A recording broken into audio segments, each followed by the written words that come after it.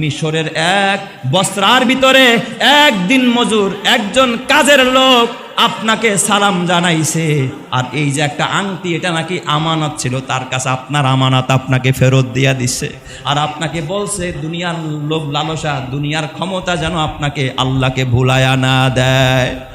এবার বাদশাহ আংটি দেখে বুঝে ফেলছে এটা আমার আংটি, আমার ছেলেকে দেওয়া। বাদশাহ ডাক দিয়া কয় তোমার এত বড় আসপর্দা, তারা কাজের ছেলে বললা, সে তো কাজের ছেলে না। কয় আপনি কি বলেন তাহলে সে কে? কয় কি হয়েছে? কয় সে গতকাল ইন্তেকাল করেছে। তার গোটা জীবনী তুলে ধরলো, এইভাবে কাজের লোক সে কাজ করেছে।